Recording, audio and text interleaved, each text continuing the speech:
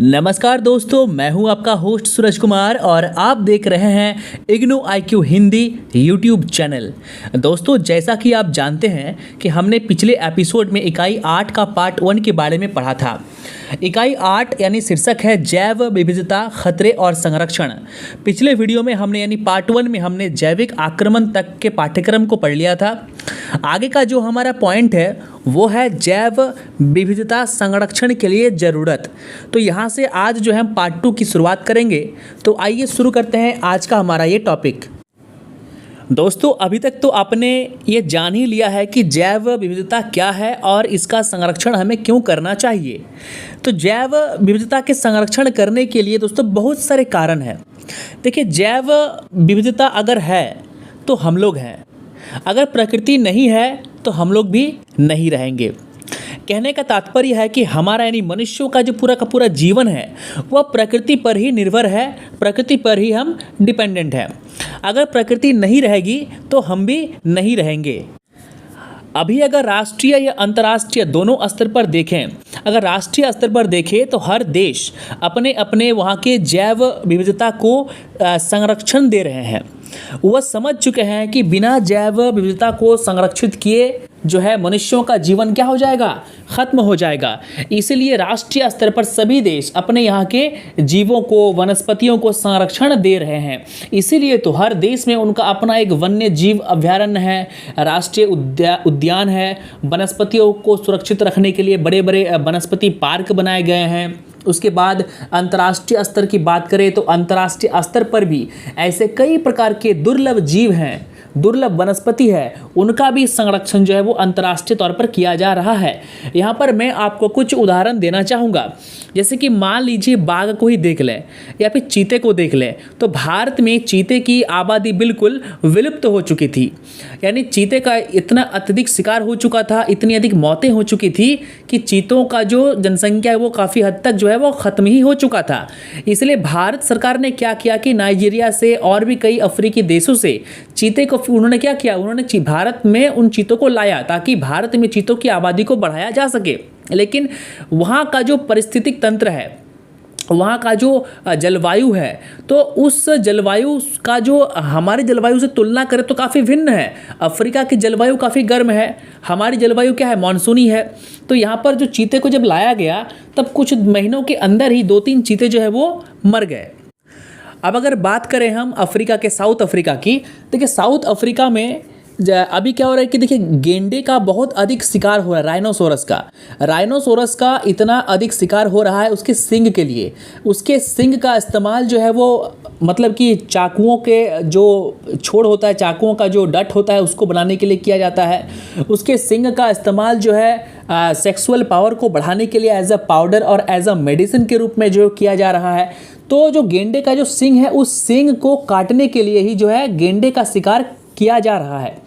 तो गेंडे जो है वो भी क्या है, वो भी जैव विविधता का एक हिस्सा है। तो वो अगर विलुप्ति के कगार पर पहुंच जाएगा तो आने वाले समय में हमें या फिर हमारे पीढ़ियों को जो ये राइनोसोरस है वो देखने को नहीं मिलेगा। आई बात समझ में?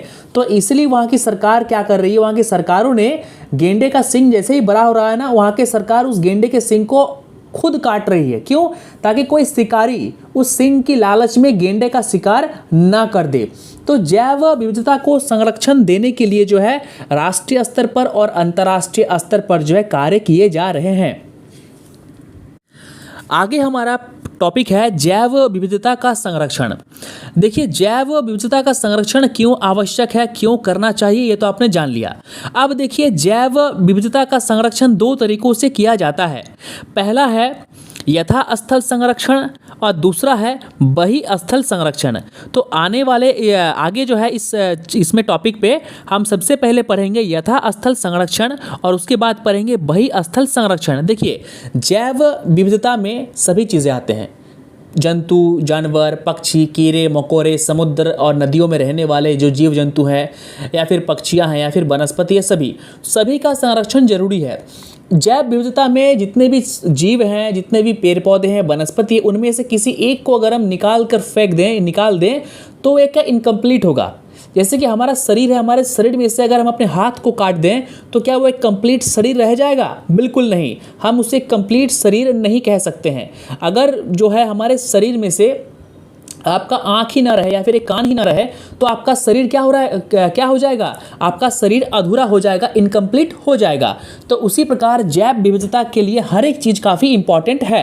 तो अब देखिए जैव विविधता का संरक्षण दो तरीकों से करते हैं। सबसे पहले आइए हम देखते हैं कि यथास्थल संरक्षण क्या होता है। देखिए यथास्थल संरक्षण मतलब कि अगर कोई बाघ है, अगर वो बाघ जंगल में है तो उसी जंगल में उसको संरक्षण प्रदान करना, उस जंगल में उसको सुरक्षित रखना या सुरक्षा प्रदान करना यथास्थल संरक्षण कहलाता है।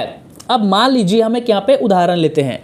अब मान लीजिए कोई जंगल है, उस जंगल में एक बाघ है, तो उस जंगल में बाघों की आबादी शिकार के कारण जो है काफ़ी हद तक क्या हो रही है, विलुप्त हो रही है। तो अब जो है सरकार ये देखे कि नहीं, देखिए बाघ को तो आप शहर में ला नहीं सकते हैं, तो आपको क्या करना पड़ेगा, बाघ जिस जंगल में है उसी जंगल में उसको हम क्या करेंगे, सुरक्षा प्रदान करेंगे। कुछ कुछ गाइडलाइंस हम बनाएंगे कि अगर कोई इंसान बाघ का शिकार करता है तो उसे जो है वो हम फांसी पे चढ़ा देंगे या उसे सजा देंगे। तो इससे क्या होगा, लोग डर जाएंगे और बाघ का शिकार नहीं करेंगे, पहली बात। ठीक है, चलिए अब दूसरी बात है कि मान लीजिए कोई जंगल है, वहाँ पर कोई बाघ है, तो पूरे के पूरे जंगल को हम क्या करेंगे, किसी बाघ संरक्षित अभयारण्य में तब्दील कर देंगे या उस पूरे जंगल को हम कटीले तारों से घेर देंगे। इसीलिए तो बड़े बड़े जो अभयारण्य होते हैं, राष्ट्रीय उद्यान होते हैं, वो काफ़ी किलोमीटर 20, 25, 100 किलोमीटर के दायरे में जो है वो फैला हुआ होता है। क्यों? क्योंकि उसी जंगल पे जहाँ पे बाघ रहता है, जहाँ पे वो जीव रहते हैं, जहाँ पे वो भोजन करते हैं, उत्सर्जन करते हैं, प्रजनन करते हैं, आई बात समझ में, अपना निवास उनका वहीं पर है। यानी जो जीव जहाँ पर है उसी स्थान पर, उसी जंगल में उसी जीव का संरक्षण देना, उसी जीव को सुरक्षा प्रदान करना ही क्या कहलाता है, यथा स्थल संरक्षण कहलाता है। आई बात समझ में। चलिए अब देखिए यथास्थल संरक्षण जो होता है ना, तो यथास्थल संरक्षण में बहुत सारे चीज़ आते हैं, जैसे राष्ट्रीय उद्यान आते हैं, अभयारण्य आते हैं, पक्षी अभयारण्य आते हैं। तो ये सभी क्या है, ये सभी यथास्थल संरक्षण है। अब देखिए यथास्थल संरक्षण यानी अभयारण्य और राष्ट्रीय उद्यान। अब इसमें होता क्या है कि एक बहुत बड़ा राष्ट्रीय उद्यान होता है, उसमें दो बफर जोन होता है। एक बाहरी बफर जोन जहाँ पे इंसानों को जाने की अनुमति होती है, जैसे कि मान लीजिए आप लोग जाते हैं जंगलों में बाघ को देखने के लिए, जिसे हम लोग जंगल सफारी कहते हैं। मैं भी जा चुका हूँ पन्ना टाइगर रिजर्व। तो आपको जो देखिए जो कोर बफर होता है ना, इंटरनल बफर जिसे कोर बफर कहते हैं, वहाँ पे जाने की आपको परमिशन बिल्कुल नहीं दी जाती है। लेकिन जो आउटर बफर यानी बाहरी बफर क्षेत्र है, वहाँ पे आप जाकर बाघों को देख सकते हैं। आई बात समझ में। तो अब देखिए प्रथम वन्य जीवन अभयारण्य मद्रास के पास वेदांतगल पक्षी अभयारण्य था, जो 1878 में क्या किया गया था, स्थापित किया गया था। अब देखिए पेलिकन पक्षी, हेरोन पक्षी और अन्य पक्षियों को सुरक्षा प्रदान करने के लिए जो है इस अभयारण्य का क्या किया गया था, इसको बनाया गया था। आई बात समझ में। चलिए आगे है कि एक ऐसा ही अभयारण्य और भी है जिसे मैसूर के पास रंगनाथ थिटू में 1942 में बनाया गया था। भारत में अगर 2018 के आंकड़े को देखें तो 103 राष्ट्रीय उद्यान है, 536 वन्य जीवन अभयारण्य है और 18 जीव मंडल है। अब देखिए बाघों को संरक्षण देने के लिए, बाघों की जनसंख्या को बनाए रखने के लिए भी बहुत जो है वो बाघ अभयारण्य बनाए गए हैं, जहाँ पर सिर्फ और सिर्फ बाघ ही रहते हैं। हाँ, वहाँ पर सब कुछ रहता है, हिरण रहेंगे, क्योंकि बाघ सिर्फ रहने से कैसे होगा, वो शिकार किसका करेगा। हिरण भी रहते हैं, नील गाय रहती है, गाय रहती है, भैंस रहती है। आई बात समझ में। लेकिन उस अभयारण्य को बनाने का प्राइमरी फोकस होता है सिर्फ और सिर्फ बाघों का संरक्षण। आई बात समझ में। चलिए अब आगे हमारा नेक्स्ट पॉइंट है बही स्थल संरक्षण। बही स्थल संरक्षण यथा स्थल संरक्षण का जस्ट ऑपोजिट है। जहां पर हम यथा स्थल संरक्षण में जो बाघ जिस जंगल में रह रहा है वहीं पर उसको सुरक्षा प्रदान करते हैं, ठीक इसके उलट बही स्थल संरक्षण में उसी बाघ को जो है उठाकर हम किसी पार्क में लेकर आएंगे जो मनुष्यों द्वारा बनाया गया है, सिर्फ और सिर्फ उस जानवर को सुरक्षित रखने के लिए या सुरक्षा प्रदान करने के लिए। उदाहरण के तौर पर हम अगर काले हिरण को लें, देखिए काला हिरण एक ऐसा हिरण है जो बहुतायत मात्रा में नहीं पाई जाती है। ऐसे जो नॉर्मल हिरन जो आप देखते हैं, जिसे हम सादा हिरन या पीला हिरन कहते हैं, वो तो बहुतायत मात्रा में है। आप किसी भी जंगल में जाकर उन हिरणों को देख सकते हैं। लेकिन जो काला हिरन है वो कम देखने को मिलती है। अब सलमान खान जैसा आदमी मान लीजिए जो काला हिरन का शिकार कर देता है लालच में, या उसकी मांस को खाने के लिए, या उसके चमड़े को प्राप्त करने के लिए, या उसके सींग को, हॉर्न्स को प्राप्त करने के लिए, अगर कारण कोई भी हो, तो अब देखिए काला हिरन अपने आप में इतना अट्रैक्टिव है, इतना आकर्षक है कि लोग उसका शिकार कर देते थे। सलमान खान एक सबसे बड़ा एग्जाम्पल आपके सामने है। तो शिकारियों से काले हिरन को बचाने के लिए लोगों ने क्या किया, ठीक है, जो हमारे सरकार है उन्होंने क्या किया, काले हिरन के लिए एक अलग से एक पार्क बना दिया। आई बात समझ में? जंगल से काले हिरन को उठाकर जो है वो उस पार्क में लाकर रख दिया, ताकि उस काले हिरन की जो प्रजाति है उसको बचाई जा सके, उसको सुरक्षा दिया जा सके। यानी जंगल से उठाकर जब किसी जीव को हम उसके आवास से उठाकर अपने बनाए गए आवास में लेके आते हैं, अपने बनाए गए पार्क में या राष्ट्रीय उद्यान में लेके आते हैं, जो सिर्फ और सिर्फ उस जीव को संरक्षण प्रदान करने के लिए बनाया गया है, तो ऐसी स्थिति को हम लोग कहते हैं वही स्थल संरक्षण की स्थिति। आई बात समझ में? देखिए अब इसमें वनस्पतिक उद्यान आ जाएगा। वनस्पतिक उद्यान कहने का तात्पर्य है कुछ कुछ ऐसे दुर्लभ वनस्पति होते हैं जो जंगलों में प्राय लुप्त हो चुके हैं, लेकिन उन वनस्पतियों को पार्कों में उगाकर जो है उसकी प्रजाति को भी बचाया जा रहा है। आई बात समझ में? प्राणी पार्क की बात करें तो प्राणी पार्क में जो है विभिन्न प्रकार के चिड़िया हैं, विभिन्न प्रकार के जीव जंतु हैं, उन्हें भी जो है वो वहाँ पर संरक्षण दिया जा रहा है। अब देखिए आगे हम पढ़ेंगे चिड़ियाघर में वही स्थल वन्य जंतुओं का संरक्षण। अगर बात करें चिड़ियाघर में, तो चिड़ियाघर में आपको विभिन्न प्रकार के जीव और जंतु देखने को मिलते हैं। अगर आप दिल्ली चले जाएं, पटना चले जाएं, कलकत्ता चले जाएं, चेन्नई चले जाएं, मुंबई चले जाएं, तो वहाँ के चिड़ियाघरों में विभिन्न प्रकार के यानी व्हाइट टाइगर और ब्लैक पैंथर तक का जो है वहाँ पर प्रजातियाँ जो है वहाँ पर पाई जाती है। तो चिड़ियाघरों में या फिर कुछ पार्कों में जीवों की प्रजातियों को बचाने के लिए विभिन्न प्रकार की जो है तकनीक अपनाई जाती है। उन तकनीकों के बारे में आगे हम पढ़ेंगे। सबसे पहला है बंधक स्थिति में प्रजनन। बंधक स्थिति में प्रजनन का मतलब होता है कि देखिए बाघ तो ऐसे जंगली जानवर है, वो तो प्रजनन जंगल में करेगा, लेकिन चिड़ियाघरों में भी बाघ का प्रजनन किया जाता है। चिड़ियाघर में भी बाघ जो है बच्चे देते हैं। आई बात समझ में? तो चिड़ियाघर में जो है बाघों का मतलब संबंध बनाया जाता है, और क्या किया जाता है कि उस संबंध के बाद जो है बाघ और बाघिन के बीच में जो संबंध होता है उसके बाद जो है बाघ के बच्चे पैदा होते हैं। इससे क्या होता है, चिड़ियाघर में बाघों की संख्या वो बजाय रहती है और बाघों की संख्या में कमी बिल्कुल नहीं होती। तो ये एक पहली स्थिति है। दूसरा है भ्रूण भंडारण और प्रौद्योगिकी हस्तांतरण। बात करें भ्रूण भंडारण की, तो भ्रूण भंडारण और कृत्रिम गर्भधारण की तकनीकें जिन्हें प्रयोगशाला जंतुओं और फार्म जंतुओं के लिए विकसित किया गया था, अब संभावित रूप से संकटापन्न प्रजातियों को बंधक रखे गए वर्ग में प्रजनन के लिए जो है वो बनाया गया है। यानी वैसा जीव जो विलुप्त होने के कगार पर है, उसके स्पर्म को और उसके जो है अंडे को कलेक्ट करके जो है उसका भंडार किया जाता है और उसको मिलाकर जो है बच्चे का निर्माण किया जाता है। उस जीव को बनाया जाता है लेबोरेटरी में, प्रयोगशाला में। आई बात समझ? जैसे परखनली शिशु टेस्ट ट्यूब बेबी का निर्माण होता है, उसी प्रकार इसका भी निर्माण होता है। उसके बाद है कृत्रिम वीर्य सेचन। देखिए कृत्रिम वीर्य सेचन में क्या होता है कि मान लीजिए जंगल में किसी बाघ के वीर्य को लाकर चिड़ियाघर में कोई बाघिन है, उस बाघिन के ओवम में उस वीर्य को डाल दिया जाता है, यानी उस बाघ के स्पर्म को डाल दिया जाता है। इससे क्या होता है कि वो जो बाघिन है वो प्रेग्नेंट हो जाती है और बच्चों को जन्म देती है। इसे कहते हैं वीर्य सेचन। उसके बाद बात करें कायिक कोशिका क्लोनिंग की। देखिए कोशिका क्लोनिंग क्या होता है कि उसी प्रकार मेल और फीमेल के कोशिका यानी स्पर्म और ओवम को लेकर जो है लेबोरेटरी में कोशिका क्लोनिंग के तहत जो है एक नए जीव का निर्माण किया जाता है।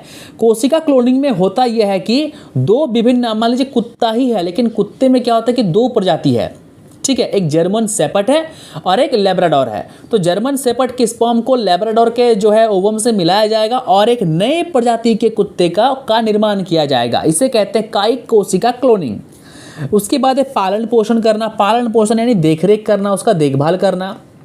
स्थानांतरण की बात करें तो एक स्थान से जीव को बचाने के लिए दूसरे स्थान पर लेके जाना, यह कहलाता है स्थानांतरण।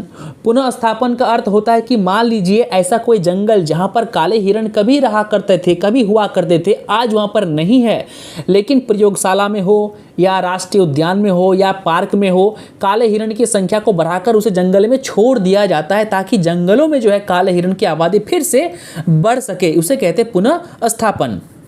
उसके बाद है बीज बैंक, सीड बैंक। बीज बैंक में होता यह है कि बहुत सारे ऐसे दुर्लभ वनस्पति होते हैं जो अभी लुप्त हो चुकी है, उसके बीजों का भंडारण किया जाता है, उसके बीजों को स्टॉक किया जाता है और उसके बीज से क्या होता है कि प्रयोगशाला में और पार्कों में उस वनस्पति का, उस पौधे को फिर से विकसित किया जाता है। तो उम्मीद करते हैं यह विभिन्न तरीके आप समझ गए होंगे। अब आगे हम बात करेंगे प्राकृतिक आरक्षित क्षेत्र। देखिए, जैव विविधता के संरक्षण में एक संरक्षण होता है जीव जंतुओं का, दूसरा संरक्षण होता है उनके आवास का और तीसरा संरक्षण होता है उसके पारिस्थितिक का। यानी मान लीजिए कोई बाघ है, उस बाघ को रहने के लिए एक उचित जलवायु चाहिए, आई बात समझ में, एक अच्छा एटमॉस्फेयर चाहिए, घास के मैदान होने चाहिए, क्योंकि बाघ, देखिए बाघ घास में छुपकर शिकार करता है, खुले मैदान में बाघ शिकार नहीं कर पाएगा। खुले मैदान में जो जिसका शिकार करेगा, जो हिरन है या गाय है या भैंस है, वो देख लेगा बाघ को। तो बाघ को बचाने के लिए कि बाघ शिकार कर पाए, बाघ भूखे न मरे, उसके लिए क्या किया जाता है कि घासों को उगाया जाता है। आई बात समझ में, मतलब बाघ उस क्षेत्र में रह सके, सरवाइव कर सके, अपना जीविका निर्वाह कर सके, उसके लिए उस क्षेत्र को, उस पारिस्थितिक को उस प्रकार बनाया जाता है ताकि बाघ छुपकर घासों में शिकार कर सके। जब हम पन्ना टाइगर रिजर्व गए थे तो पन्ना टाइगर रिजर्व में उस तरीके के घासों को उगाया गया था जानबूझकर, ताकि बाघ उन घासों में छिपकर हिरण का शिकार कर सके। आई बात समझ में। तो इसमें क्या होता है कि इसमें जीवमंडल का सुरक्षित किया जाता है। इसमें जो जीव जिस परिस्थिति में रहते हैं, जिस जंगल में रहते हैं, उस जंगल को उस प्रकार ढाला जाता है, उस प्रकार सुरक्षा दिया जाता है ताकि उसमें जीव जंतु आसानी से सर्वाइव कर सके। अब देखिए, यूनेस्को द्वारा सन 1971 में मानव और जीव मंडल कार्यक्रम के तहत जीव मंडल को आरक्षित करने का कार्यक्रम आरंभ किया गया। आई बात समझ में। विश्व का प्रथम जीव मंडल आरक्षित स्थान 1989 में स्थापित किया गया। तब से जीव मंडल आरक्षित स्थान का नेटवर्क विश्व में 95 देशों में 425 तक बढ़ गया। वर्तमान में भारत में 18 मौजूदा जीवमंडल आरक्षित स्थान हैं। नीलगिरी भारत का पहला आरक्षित जीवमंडल था। ठीक है, चलिए अब आगे हम पढ़ेंगे आर्द्र भूमि के बारे में, जिसे कहते हैं वेटलैंड्स। सबसे पहले आपको यह जानना होगा कि आर्द्र भूमि क्षेत्र किसे कहते हैं। देखिए आर्द्र भूमि उस स्थान को कहते हैं जो साल भर गीली रहती है या पानी में वो डूबा हुआ रहता है, उसे कहते हैं आर्द्र भूमि। देखिए आर्द्र नाम से हम समझ सकते हैं कि पानी की बात हम कर रहे हैं, यानी वैसा क्षेत्र जो साल भर पानी से वो डूबा रहे उसे कहते हैं आर्द्र भूमि। लद्दाख की बात करें तो लद्दाख के ठंड शुष्क क्षेत्र से लेकर इम्फाल यानी मणिपुर के नम गीली जलवायु में भी आर्द्र भूमि है। राजस्थान में भी आर्द्र भूमि है और मध्य भारत यानी मध्य प्रदेश के उष्णकटिबंधीय मानसून वाले क्षेत्रों में भी आर्द्र भूमि है। दक्षिणी प्रायद्वीप की बात करें यानी तमिलनाडु केरल की बात करें तो वहाँ पर भी जो है आर्द्र भूमि है, यानी वैसा क्षेत्र जो साल भर पानी से डूबी हुई होती है, गीली होती है, नम होती है, उसे कहते हैं आर्द्र भूमि। दुनिया भर में आर्द्र भूमि क्षेत्र को महत्वपूर्ण माना जाता है क्योंकि आर्द्र भूमि वनस्पति एवं जंतु जीवन की व्यापक विविधता के महत्वपूर्ण आवास है। यानी आर्द्र भूमि में विभिन्न प्रकार के वनस्पति और जीव जंतु रहते हैं। इनमें से सबसे महत्वपूर्ण वाटर फाउल है। चूंकि आर्द्र भूमि उथले पानी के क्षेत्र हैं, अतः यहाँ पानी के पक्षियों के लिए आदर्श आवास मिलता है। आर्द्र भूमि के इस प्रकार के उदाहरण पूरी दुनिया में देखे जा सकते हैं।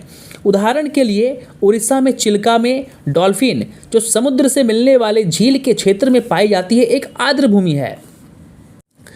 अगर पारिस्थितिक तुलना के रूप से देखें तो आर्द्र भूमि जो है प्रकृति में काफ़ी महत्वपूर्ण कार्य करते हैं। ये पानी की व्यवस्था का नियमन करते हैं जो प्राकृतिक फिल्टर की तरह कार्य करता है और इसमें उत्कृष्ट पोषण गतिकी प्रदर्शित होती है। जो आर्द्र भूमि जो क्षेत्र होता है वो काफ़ी क्या होता है, काफ़ी उर्वरक होता है। वहाँ पर कोई भी फसल, कोई भी पेड़ पौधे आप उगा सकते हैं। हालांकि वो पानी में डूबी हुई होती है, गीली होती है यहाँ पर, इसलिए वहाँ पर हर प्रकार की फसलें उगाना संभव नहीं है। अब देखिए, एक पारिस्थितिक तंत्र के रूप में आर्द्र भूमि से पोषक तत्वों की प्राप्ति और परिसंचरण में सहायता मिलती है। अतिरिक्त नाइट्रोजन मुक्त होती है, फॉस्फेट को निष्क्रिय बनाया जाता है, जहरीले पदार्थ, रसायन और भारी धातुएं पौधे द्वारा अवशोषण के जरिए हटाए जाते हैं और इससे अपशिष्ट जल का उपचार भी होता है।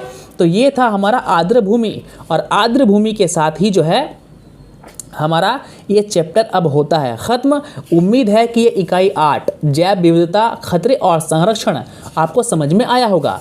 आने वाले वीडियो में यानी आने वाले एपिसोड में हम पढ़ेंगे इकाई 9, जिसका शीर्षक रहेगा पर्यावरणीय प्रदूषण और संकट। यह जो चैप्टर होगा वो और भी क्या होगा, इंटरेस्टिंग होगा। तो वीडियो अच्छी लगी हो तो वीडियो को लाइक कीजिए, शेयर कीजिए। चैनल पर नए हैं तो चैनल को सब्सक्राइब करना बिल्कुल न भूलें।